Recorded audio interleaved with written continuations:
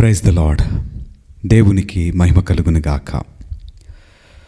ప్రియమైనటువంటి దేవుని బిడ్డలారా, మరి యొక్క మారు దేవుని యొక్క వాక్యమును ధ్యానించుటకు, దేవుని యొక్క వాక్యమును ధ్యానించి మన యొక్క జీవితములను సరిచేసుకున్నటకు దేవుడిచ్చినటువంటి మరొక ఉన్నతమైన ఈ అవకాశాన్ని బట్టి దేవునికి ముందుగా మనమందరము కృతజ్ఞతలను స్తుతులను చెల్లిద్దాం.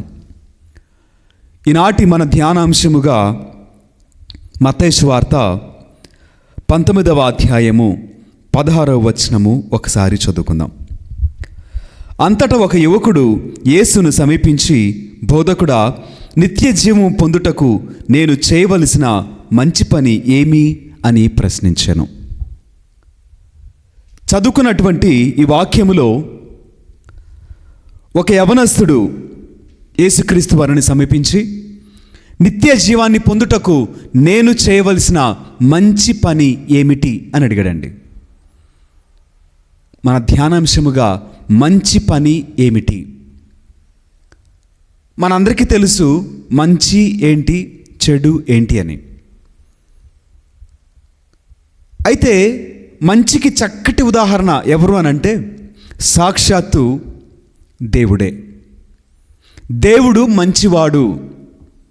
మంచి దేవుని నుండి పుట్టినది, ప్రేమ దేవుని నుండి పుట్టినది, దేవుని నుండి సమస్తమైనటువంటి మేలులు కలిగినవి.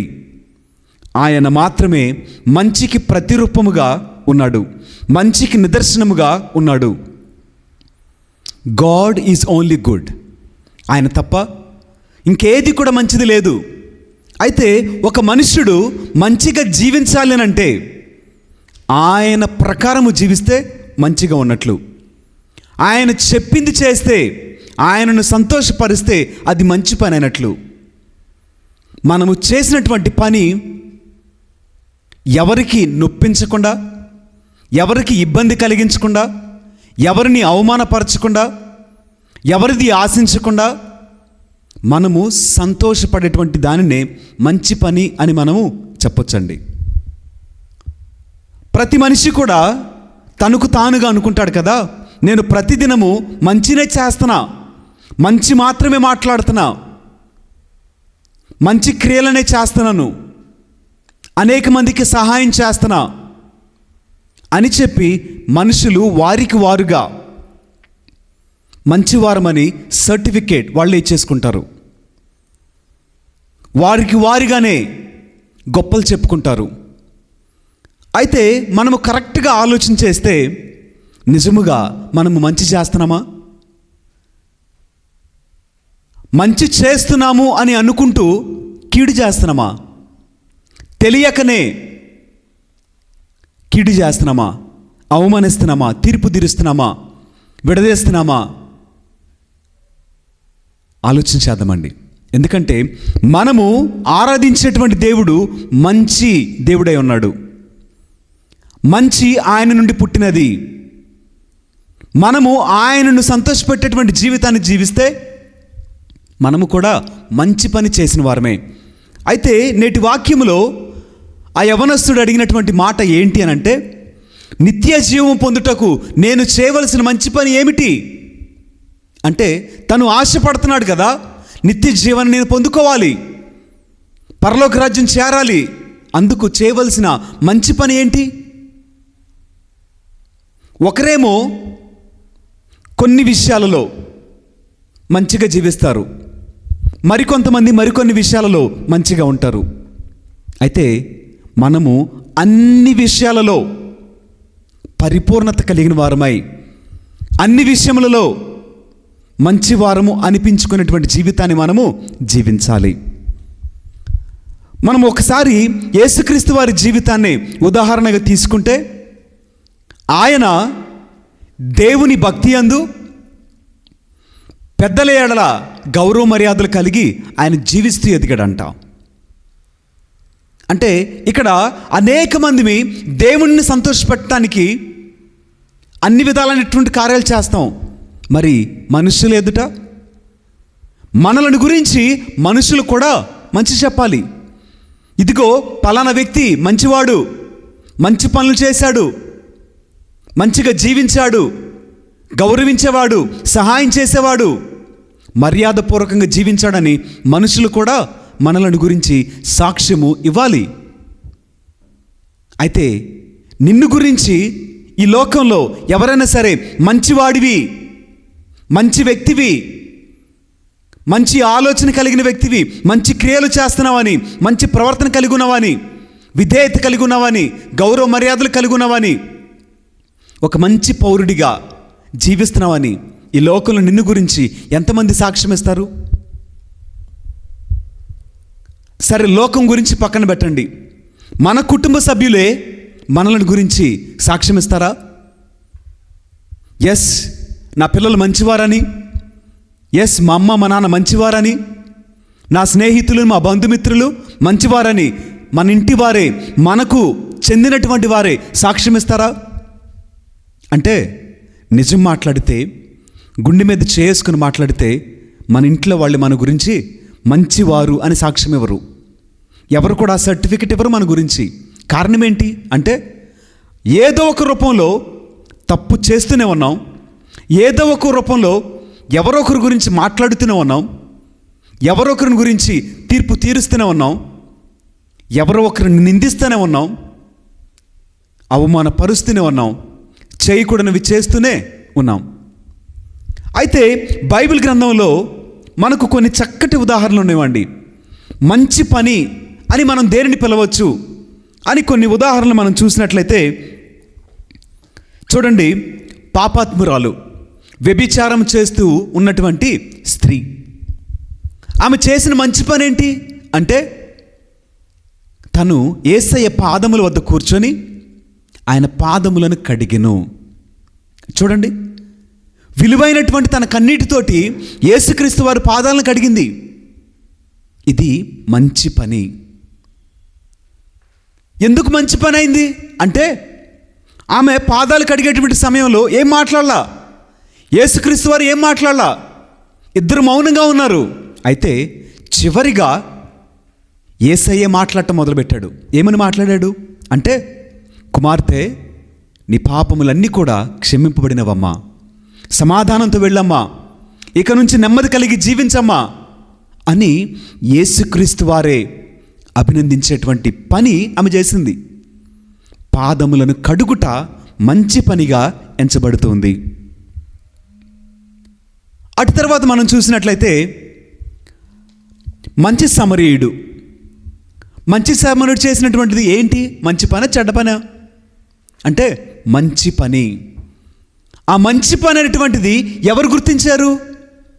సాక్షాత్తు దేవుడే గుర్తించాడు, అభినందించాడు ఆయన. ఎందుకు మంచి పనిగా చెబుతున్నాం మనం అంటే, అటుగా వెళుతున్నటువంటి యాజకుడు లేవీయుడు మరణావస్థలో గాయముల పాలై కొట్టబడి ఉన్నటువంటి వ్యక్తిని గురించి పరామర్శించలా, దగ్గరికి వెళ్ళలేకపోయారు. ఆ మనిషినికి సహాయం చేయటంలో, ఆ మనిషిని ఆదుకోవటంలో వీరు కనికరాన్ని చూపలేకపోయారు. కానీ ఒక సమరయుడు,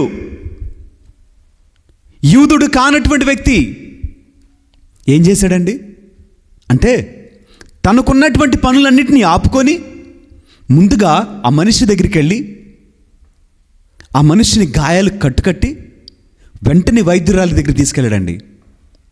ఇది కదా మంచి పని. మరి అటువంటి సమరయుడిగా మనం జీవిస్తున్నామా? దేవుడు మనల్ని మెచ్చుకున్నటువంటి మంచి పనిగా ఇంత గొప్ప మనస్సును మనం కలిగి ఉన్నామా? ఆలోచన చేయండి. అటు తర్వాత మనం గమనించినట్లయితే జక్కయ్య చేసింది మంచి పని. జక్కయ్య ఏం చేశాడు అంటే, యేసుక్రీస్తు వారిని చూడాలి అని ఆశపడ్డాడు. అయితే ఆశపడినటువంటి ఆ ప్రాణాన్ని తృప్తిపరచడానికి యేసుక్రీస్తు వారు ఏమన్నారు? జక్కయ్య దిగిరా, నేడు నేను ఇంటిలో ఉండాలని తలంచాను అన్నప్పుడు జక్కయ్య ఏం చెప్పాడండి? ఇదిగో, నేను ఎవరి వద్దనైతే ధనము తీసుకుని ఉన్నానో వారికి తిరిగి 4 రెట్లుగా నేను తిరిగి చెల్లిస్తా అని అనినప్పుడు యేసయ్య అనే మాట ఏంటండి? నేడే ఈ ఇంటికి రక్షణ వచ్చినది. మంచి పని కాదా? ఇది మంచి పని కాదా? సాక్షాత్తు దేవుడే పలికినటువంటి మాట, నేడు ఈ ఇంటికి రక్షణ వచ్చింది అనేటువంటిది మంచి పని. తిరిగి చెల్లించుట మంచి పనిగా ఎంచబడింది. మరొక ఉదాహరణ మనం చూసినట్లయితే, విధవరాలు ఇచ్చినటువంటి కానుక. విధవరాలు ఇచ్చినటువంటి కానుక మంచిగా అనిపించింది దేవునికి. ఎందుకని అంటే, తనకున్న సమస్తమును దేవుడి చేతిలో పెట్టేసింది. దేవుడికి అది మంచిగా కనిపించిందండి. మరి మనం ఎలాంటి మంచి చేస్తున్నాం? మంచి చేస్తున్నాము అని అనుకుంటూ తప్పు మీద తప్పు చేస్తున్నామా? చేయకూడనివి చేస్తూ ఉన్నామా? వెళ్ళకూడని స్థలములకు వెళ్ళుచున్నామా? ఆలోచించేయండి. ఒకసారి మనం వాక్యం చదువుకున్నట్లయితే, ఫిలిప్పీలకు రాసినటువంటి లేఖ, పౌలు గారు ఫిలిప్పీలకు రాసినటువంటి లేఖ 1వ అధ్యాయము 6వ వచనము మనము చదువుకున్నట్లయితే, కనుక మీలో ఇంత మంచి కృషిని ప్రారంభించిన దేవుడు యేసుక్రీస్తు దినము అది సంపూర్ణము వరకు కొనసాగించునని మేము నిశ్చయముగా నమ్ముచున్నాము. ఇక్కడ దేవుడు మనందరిలో కూడా మంచి కృషిని, మంచి పనిని ప్రారంభించాడంట. అయితే దేవుడు మనందరిలో కూడా మంచి పనిని ప్రారంభించాడు. అది ఎప్పటి వరకు కొనసాగించాలని అంటే, ఇదిగో యేసుక్రీస్తు దినము అది సంపూర్ణముగు వరకును కొనసాగించునని నేను నిశ్చయముగా నమ్ముచున్నాను. దేవుడు మనందరిలో కూడా మంచి పనిని ప్రారంభించాడు, మంచిని మనందరిలో ఉంచాడు. కనుకనే మనలో ఉన్నటువంటి అంతరాత్మ మనందరితో కూడా మాట్లాడుతూ ఉంటుంది. ఏమని మాట్లాడిద్ది అంటే, ఇదిగో పలానది చేయి, పలానది విను, పలానా విధంగా జీవించు అని మన అంతరాత్మ మనల్ని నిరంతరము గద్దిస్తూనే ఉంటుంది, సరిచేస్తూనే ఉంటుంది. మనకు వినిపించేంతగా బిగ్గరగా మాట్లాడుతూనే ఉంటుంది. కానీ ఏమవుతుంది అనంటే, మొదటిసారి తప్పు చేసినప్పుడు అంతరాత్మ నిన్ను గద్దించిద్ది. గద్దింపునకు లోబడ్డాం అనుకో, మరలా అంతరాత్మ నీకేం చెప్పిద్దంటే, నిన్ను తన ఆధీనమును బట్టి నడిపించిద్ది. అలా కాక పర్వాలేదులే అని చెప్పి నువ్వు పాపం చేయటాన్ని అలవాటుగా మార్చుకుంటే నీ మనస్సాక్షి, నీ అంతరాత్మ మొగబోయిద్ది. నీ అంతరాత్మ మాట్లాడటానికి ఏమీ లేదు. ఎందుకనంటే, మొదట గద్దించినప్పుడు, సరిచేసినప్పుడు నీవు గద్దింపునకు లోబడలేదు. సరిచేయబడగా నువ్వు దానిని అంగీకరించలా. కనుక 2వ మారు చెప్పింది, 3వ మారు, 4వ మారు అలా పాపం చేయటం నీకు అలవాటు అయిపోయేసరికి అంతరాత్మ మొగబోయింది, నీకు వినిపించట్లా. మరి మనందరిలో కూడా దేవుడు మంచి ఆత్మను పెట్టాడు కదా, మంచి చెడుల వ్యత్యాసమును గ్రహించగలిగిన జ్ఞానాన్ని దేవుడు మనకిచ్చాడు కదా. అయినప్పటికి కూడా మనము చెడు ఎందుకు చేస్తున్నాం? కీడు ఎందుకు తలస్తున్నాం? చేయకూడదు ఎందుకు చేస్తున్నాం? ఎందుకు అయినప్పటికీ లోకాన్ని సంపాదించాలనుకుంటున్నాం అంటే, దేవుడు మనతో మాట్లాడిన ప్రతి మాటను మనము లెక్క చేయట్లా, విలువనివ్వట్లా. విలువనిచ్చిన వారమైతే దేవుడు మనలో ప్రారంభించినటువంటి ఆ మంచి మనలను ఆయన తిరిగి వచ్చేంత వరకు మనలను నిలపగలిగిద్ది, మనలను నడిపించగలిగిద్ది, మనలను బలపరిచిద్ది. ఆలోచన చేయండి, మనము చేసేటువంటి మంచి దేవునికి అంగీకారమైనదా కాదా? అది ఆయన వాక్యానుసారమై ఉన్నదా లేదా? ఆలోచించేద్దాం. అంతేకాని నీకు మంచిగా అనిపించింది, నీ కుటుంబానికి మంచిగా అనిపించింది, నువ్వు చేసుకుంటూ వెళ్ళిపోతే అది మంచి అని దేవుడు అంగీకరిస్తున్నాడా లేదా? ఆలోచించేయండి. ఒక మనిషి అనుకుంటున్నాడు కదా, నేను 10 మంది అనాథ పిల్లలకు అన్నం పెడుతున్నా. ఎలా పెట్టావు అన్నం? దొంగతనం చేసుకొచ్చిన సొమ్ముతోనా? అన్యాయం చేసినటువంటి సొమ్ముతోనా? ఎవరిదో నీది కానటువంటి తీసుకొచ్చేసి నువ్వు 10 మందికి అన్నం పెడితే అది మంచిగా ఎంచబడిద్దా? కాదు కదా. నీ కష్టార్జితము నీవు పెట్టుట మంచి, అంతేకాని నీది కానిది తీసుకొచ్చేసి 10 మందికి దానం చేయటం మంచి ఎందుకు అవుతుంది? కాదు కదా. నేను అనేక మందిని మోసం చేసేసి నేను 10 మందికి దాన ధర్మాలు చేశానని, గుళ్ళు కట్టించానని, అనాథ శరణాలను పట్టించానని అంటే అది మంచి పనా? ఆలోచన చేయండి. మంచి చేయుటలో మనకి అనేక మంది నిదర్శనంగా ఉన్నారు. మరి నీవు మంచిని జరిగిస్తున్నావా? నిత్య జీవం పొందాలనంటే మంచి చేయాలి. మంచి చేసిన వాడే నిత్య జీవాన్ని పొందుకుంటాడు. మరి నీవు మంచి చేస్తున్నావా లేదా? ఆ మంచి దేవునికి అంగీకారముగా ఉన్నదా లేదా?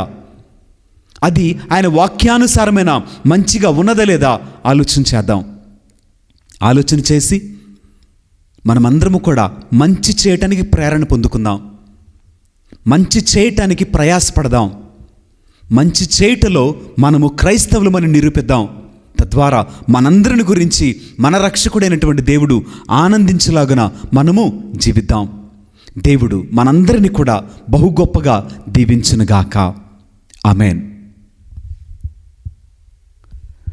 ప్రియమైనటువంటి దేవుని బిడ్డలారా,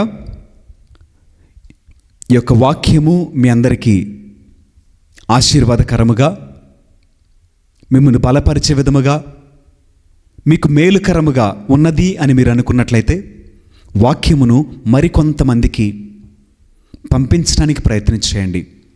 మీ ద్వారా అనేక మంది మీ బంధుమిత్రులు, స్నేహితులు, మీ ఇంటివారు అందరూ కూడా వాక్యమును వినగలుగుటకు, వాక్యమును బట్టి సరిచేసుకున్నటకు అందరము కూడా మీ వంతు ప్రయత్నంగా వాక్యాన్ని పంపించడానికి ప్రయత్నం చేయండి. నా ఛానల్కు ఉన్నటువంటి పేరే వర్డ్ లీడ్స్ టు లైట్. వాక్యము మనలను వెలుగులోనికి నడిపించును. వాక్యము వెలుగులోనికి నడిపించును.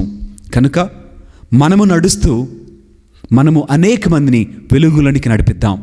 దేవుడు మనలను బహు గొప్పగా ఆశీర్వదించునుగాక. ఆమేన్.